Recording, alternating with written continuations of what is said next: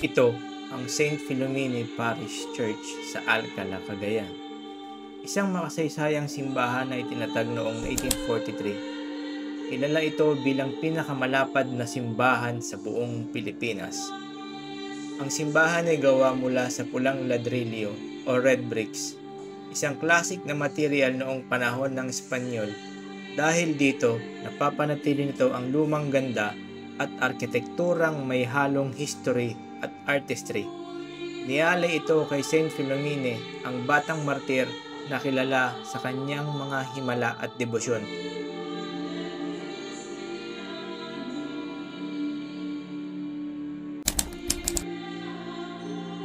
Ito ang Tugigaraw Cathedral, opisyal na kilala bilang St. Peter and Paul Metropolitan Cathedral.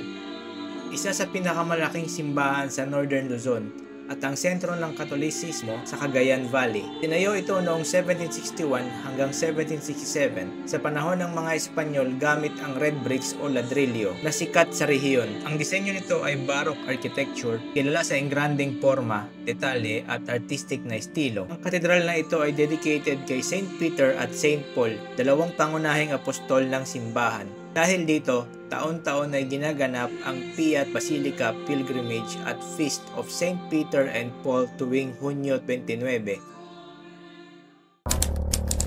Hindi yata ito yun. Wow! Tinatagusan natin ang Cagayan River for the second time. Ay, ito ata yung isang pangatlong mahabang tulay.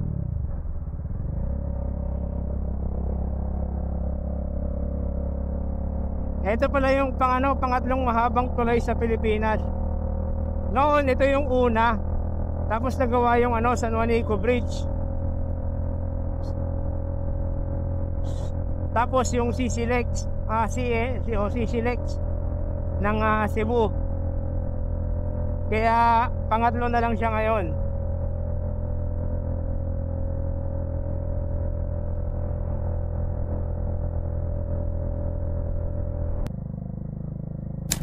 Yung patawid pala ng ayan o, tingnan mo. Yung laki, nahati. Hindi pa po siya tapos. Hindi Hindi pa pa. nagagawa. Ito may tsura ng tulay. Kung gaano kanipis yung semento. So, Ayun o, today isang dangkal lang ata. is August 12, 2025.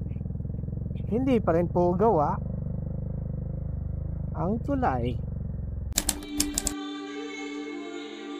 Ito ang San Matias Parish Church o mas kilala bilang Tamawini Church sa Isabela. Ang simbahan na to ay kakaiba dahil halos lahat ng material na ginamit dito ay gawa sa pulang bricks. Sikat ito sa napakaganda at rare na bilog na bell tower na mukhang wedding cake at siya lamang ang gantong tower sa buong Pilipinas. Sinimulan itayo ng mga Dominikano noong 1707 at halos isang siglo bago natapos. Nasira ito noong 1945 dahil sa World War II pero binalik uli gamit ang orihinal na bricks. Ngayon, isa na rin itong National Cultural Treasure at kasama sa UNESCO tentative list dahil sa kakaibang Baroque design.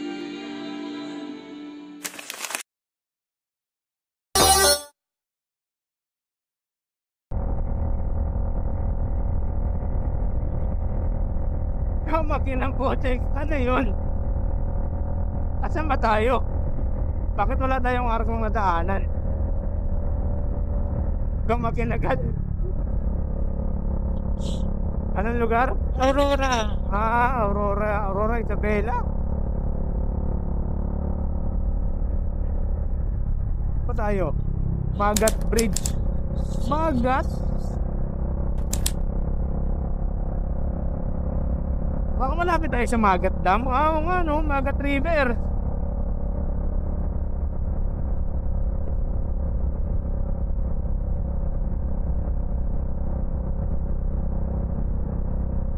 Cabatuan Road, Yaki. Hindi ka ba natuwan? Dadama tayo ng Nueva Vizcaya para makarating ng Cabanatuan.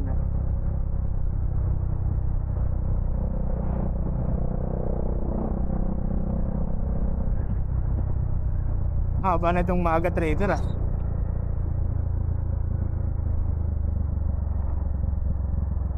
Kita akong arko.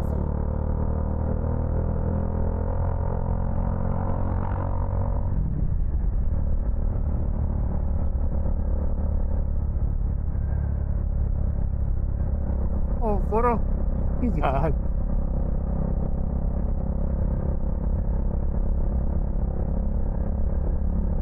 Wala bang welcome art dito? Puro ano, babay.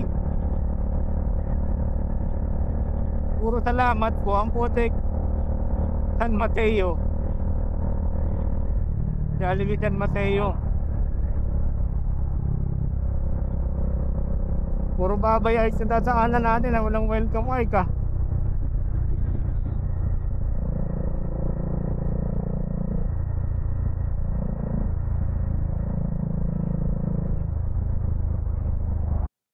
Alright, time check 2:48 at merienda lang ako dito sa McDo. Nandito ako. Ibang McDo to? May pinto. McDo San Mateo. Tapos kailangan ko rin mag-charge 5% na lang oh. Alright, mamaya na lang. Topia. Yeah. Alright, time check 2:36 at diretso na tayo ng Aritaw para presko at maganda ang klima. Bagsak na naman to isang bag. Bagsak naman talaga yun eh. Sakto lang. Silipin mo sa likod. Tumatama sa muffler. Hindi. Konti. Ito. Wala. Meron. Nakadikit. Ayan o, nalalaglag siya. E di adjust mo dito. Ayan na, okay na. Inakit mo? Mas lamang dito, kaya ganun. Ay, nakadikit na naman sa legs ko to. Hindi yan. Hindi, wait lang.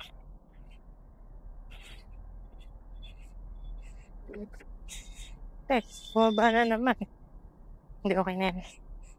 Ka na.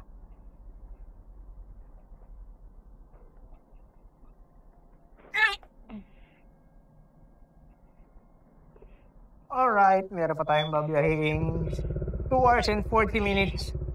Tapos sa kami mag-merienda sa Jollibee. Ah, ano pala? Delivery pala sila, parang food panda.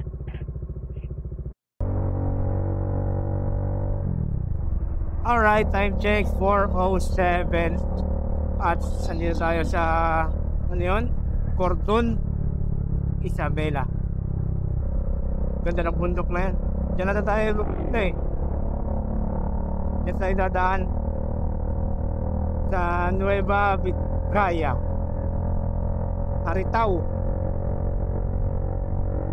Doon tayo magbubok para nabukasan ride naman pa Baguio para sa day 5, day 6. Pang ilang araw na ba natin ngayon, Mikey? 8, 9, 10, 11, 12. 12 ba ngayon? O, 5 days. Pang 6 days. Bukas nasa Baguio. Then, diretso na uwi ng ika-7.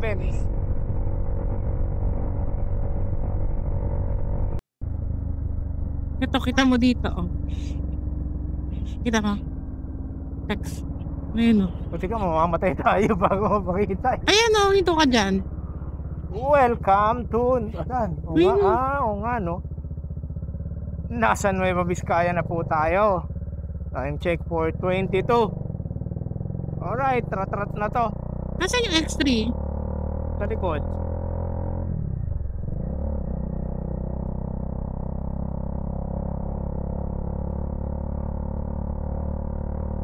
Ano kaya yun, no? Ba't nilagyan ng Frivolta to? Meron pang 4 hours. 4 hours, 1 hour and 58 minutes or 74 kilometers. Malamang kaya matagal to dahil ano eh, medyo sigsag-sigsag yung daan.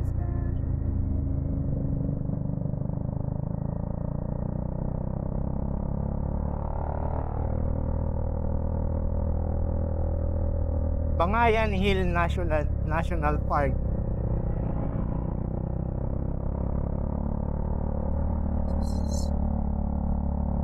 You are now entering Dia de Nueva Vizcaya. Alright,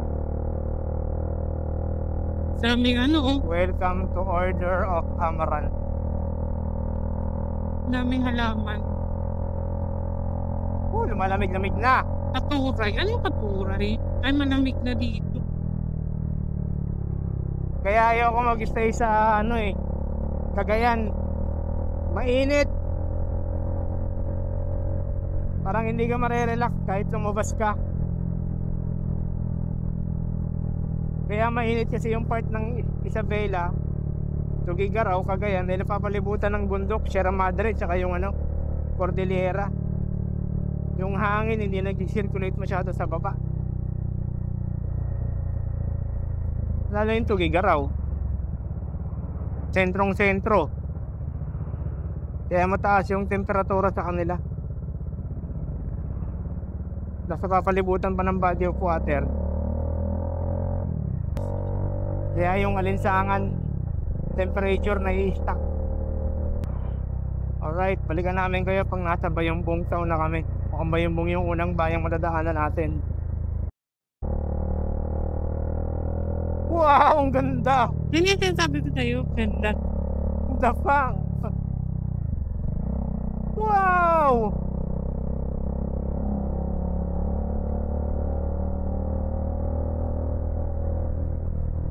Parang yung mga nasa picture.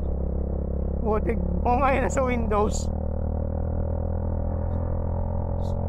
Ang ganda! Putik. Ngayon lang tayo nadaan dito, di ba? Ha? Ngayon lang tayo nadaan. Ngayon lang? Nueva Vizcaya? Hindi. Ay, ngayon Nueva Vizcaya tayo. Oo nga, kasi naihiwala yung daan. Madalas pag naging Nueva Vizcaya tayo, ano tayo? North, Baguio, Sagada, diba? Saka highest point. Ngayon lang tayo nadaan dito sa part na to ng ano, Nueva Vizcaya. Barangay Balete. Ang ganda nung ano na yun, bundok. Kanina pa yun nandun. Pagkatapos nung sabi ko yung may Divine Mercy na kami. Siyempre nakafocus tayo sa kalsada.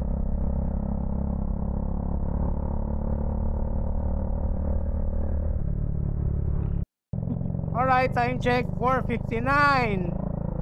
And na-decide na tulay ng anong tulay ba to? Ganda. Pero part pa rin to ng Nueva Vizcaya.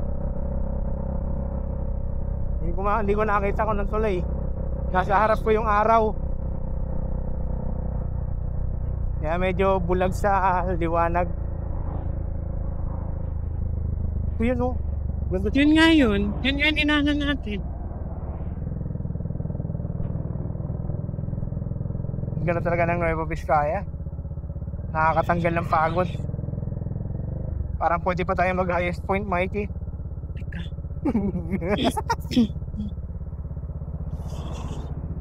San Lorenzo Bridge.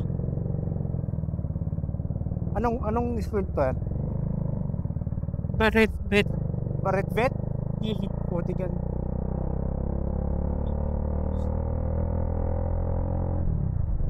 Meron pa tayong 115 minutes or 49 kilometers.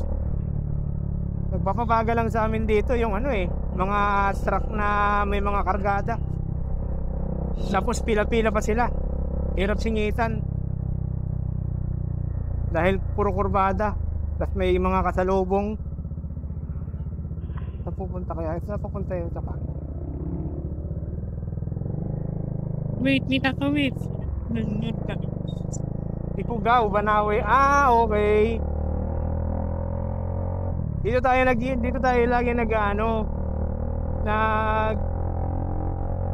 nagdadaan.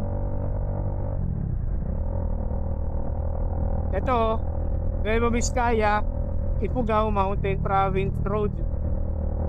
Kasi itong daan na to, Isabela. Nueva Vizcaya, Isabela.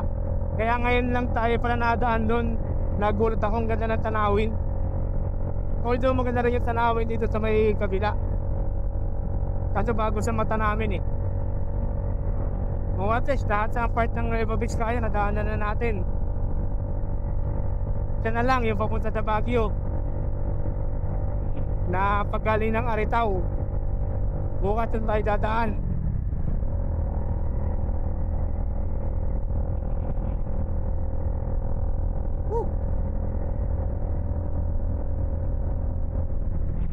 In 9.4 kilometers sa Bayumbong tayo. Balikan namin kaya maya pag nag-stop over kami. Ayun o, Solano, Bagabag Town proper. Ayan. So yung dito sa kanan papunta ng Mountain Province.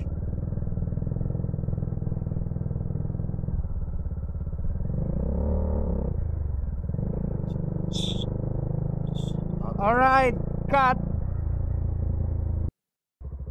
Alright, time check 5:14 at stop over lang kami dito. 12,000 ano yung odo natin, sakto. 12,003 yung Dominar natin. Ganda ng view na to. Ano kayang bundok to? Nasa paligid kami ng bundok. Stop over kami dito sa may bypass para mag-unat-unat at magpapalipad tayo ng drone bago bumaba yung araw. Ang Solano Bayumbong Bypass Road sa Nueva Vizcaya, ang pinakamahabang bypass road sa buong Cagayan Valley na umaabot sa 6.2 kilometers. Binuksan noong Pebrero 2023 para mapabilis ang biyahe at maiwasan ang matinding traffic sa daang Maharlika. Araw-araw, higit kumulang 10,000 biyahero ang nakikinabang dito at malaking tulong ito sa mas mabilis na pagbiyahe ng agricultural at commercial goods.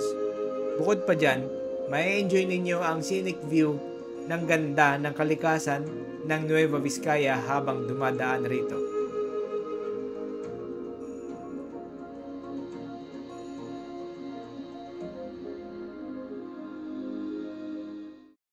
Alright, time check 5:30 at 57 minutes or 39 kilometers. Nagpalipad lang tayo ng drone dito. Ang ganda talaga ng view na yan. Nakunan mo yung bundok? Oo.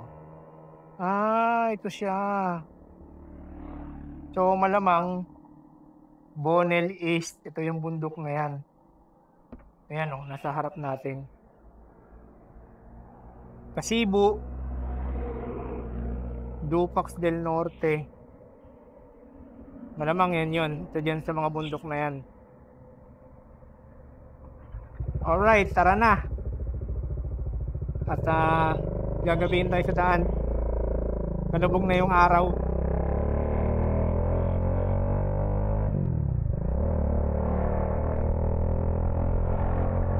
Yung mga scrap.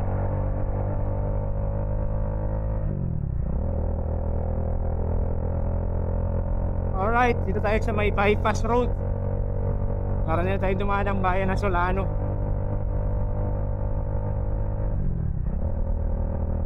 Mahaba-haba pa to. Balikan namin kayo mamaya pagka malapit na kami sa aming accommodation. Ganda talaga ng bundok na to. Alright, time check 5:50. At tayo papasok na ng Bayumbong. Ayan, arko ng Bayumbong. Sponsored by dito. Malakas ba dito? Pag dito?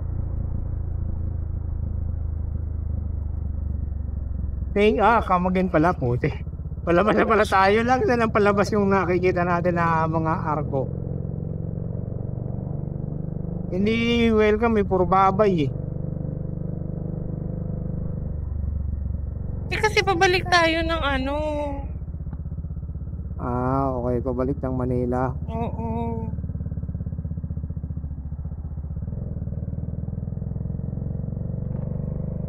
Nilalaki yung tugtog.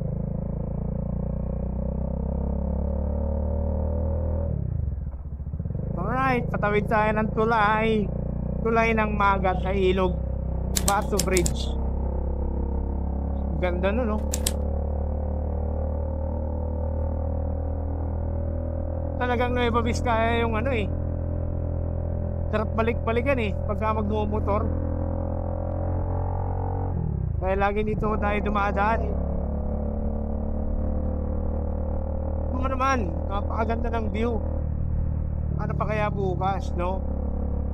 So ginagawa yung tulay na to, magiging kakaroon na extension. Buti naman.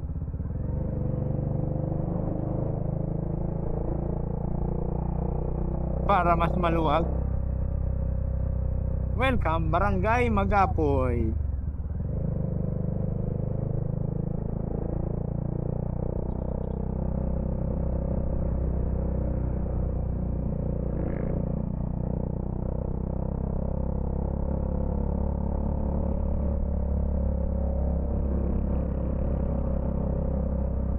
So, apat ng motor na nasa harap natin. Tapos babae pa nagmamaneho.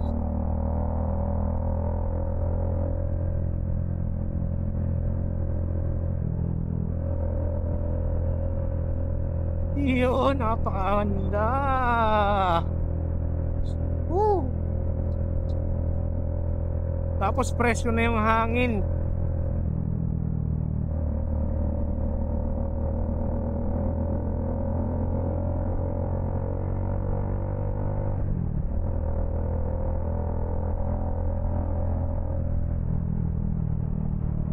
Kung ganito ba naman yung klima kanina sa biyahe natin, di tayo na mapapagod eh.